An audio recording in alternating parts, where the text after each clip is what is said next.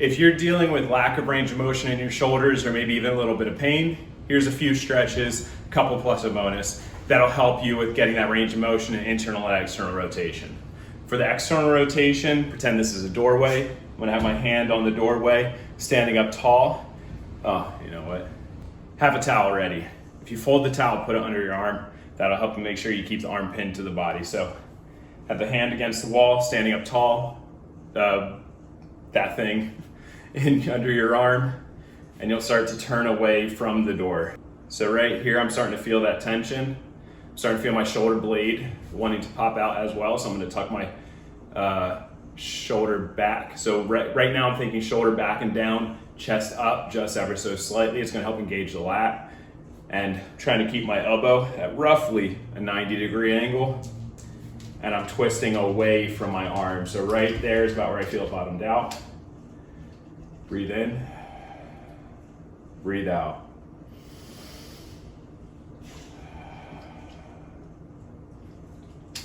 And as you're here, every time you breathe in, you want to try to hold the position. When you breathe out, you want to try to find more of a range. We're going to be doing these for a minute each side. I would recommend doing all of these or both of these at least twice. Making sure that elbow stays tucked in, torso staying up. And that's time slowly coming out of it, especially if you're dealing with some pains. The slower, the better. I'm gonna face away from the camera for the second one so you can see me from another angle. Towel under the arm, hand on the wall, roughly 90 degrees, up tall, so tucking that shoulder blade under, and then twisting around. And as I turn, I'm thinking bring my left shoulder back. Oh, the right arm is shaking here. And then you're just gonna hold the position when you feel that tension. Yeah, my right arm is going crazy. And shaking isn't necessarily bad, it's usually just the neural pathways kind of freaking out, like, hey, what are we doing? So yeah, smoothed out because it's comfortable in the position now. Now I'm starting to feel the stretch. So it's turning more into it, tucking the tailbone under just so slightly so you keep the back flat, keeping that shoulder blade tucked in, head neutral, pushing back with that left shoulder. The reason I push back with the left shoulder as I push back with my right shoulder, so I'm adding that tension into the right shoulder so I get a good stretch. Got about 10 more seconds. So working that external rotation of the rotator cuff. So this is one for helping the range of motion as you reach out away from you. And that's time slowly coming out of it. If you're doing a lot of these stretches already and you're still feeling like you're cramping up, ever since I started taking magnesium, it has made the biggest difference. I take it right before I go to bed, after I eat, try to give myself a little bit of space between eating and taking this. That way it's as close to an empty stomach as possible. But this is a first form magnesium, comes in a bunch of different flavors. This one's strawberry kiwi. I've also tried the mixed fruit. They're both really good. They taste almost like treats right before you go to sleep. But anyway, getting sidetracked here. I am a First Form affiliate. If you do click the link below and buy any of the products, it will help me out. The reason I picked First Form to be an affiliate for whom to be an affiliate, is because they really do their best to make the highest of quality and beat FDA standards. A lot of their stuff is NSF certified. On to the next one.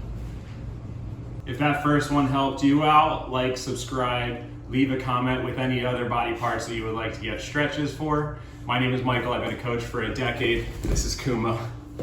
And this channel is to help you learn how to have a health revolving around longevity so you can live a sustainable, healthy life for the long term, where you can be content, not feeling like you're overwhelmed. On to the internal rotation. For internal rotation, I'm laying on my side. Oh boy. Okay. Oh, all right, bye. Ooh, he's a little spastic, you haven't realized. Okay, can't do it with you there, buddy. Bye. Rest. Couche. You can have a pillow under your head so that way you're supported. I'm laying fully on my side. Left or right arm is underneath me, and I'm just gonna slowly push that hand down into the ground. This one is one you want to do more gradual. If you try to do this one too quickly, it can be not so fun. So, timer started. I'm feeling the stretch right there. Want the upper arm about 90 degrees from my torso, forearm roughly 90 degrees from my upper arm. I should have got a pillow. And you're just gonna let that hand slowly fall. And pretty much, I'm not really even pushing on my hand. I'm just using the weight of my left hand to bring my right arm into that internal rotation position. This is good for mobility of the shoulder. Anyone who has experienced frozen shoulder before, you'll know this is one that they use in PT. Ooh, neck is getting a good workout here. And this is also good if you find that you're sitting at a desk all day or doing a labor work all day and your arms are starting to tighten up. You can do both of these exercises. And slowly come out, and we'll go to the other side. All right, buddy. Okay. So same thing, leg on the other side, upper arm about 90 degrees from the torso, forearm about 90 degrees from the upper arm, and just using the weight of my hand to press that arm down. I'm just breathing. I can feel it starting to get kind of twingy there. I'm not going to come out of it though, because I'm just barely noticing it. I'm just going to let it fall down a little bit more. Just being mindful that it's feeling a little tweaked.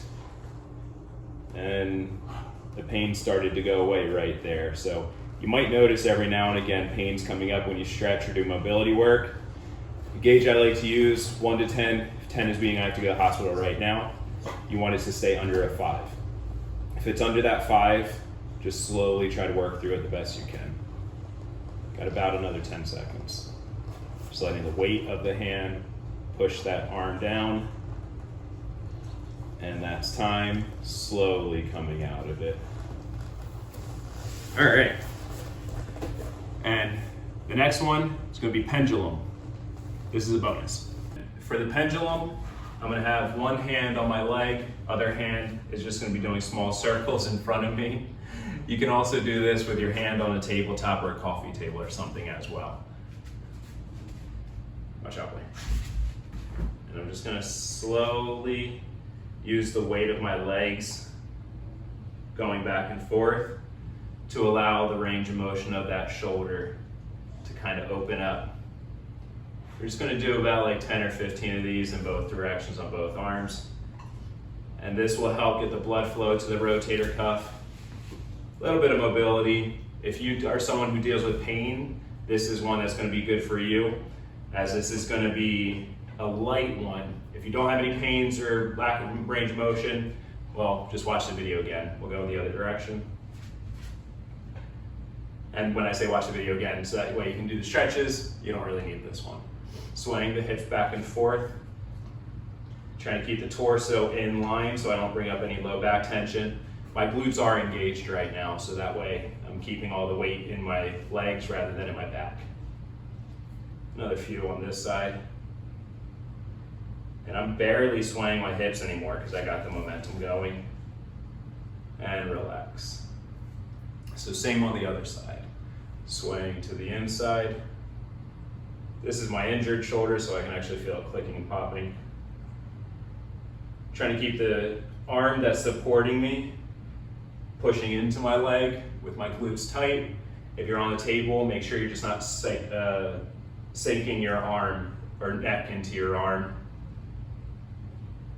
That way, we're not bringing any extra neck pain or anything like that, because as we're healing, we don't want to be making anything worse.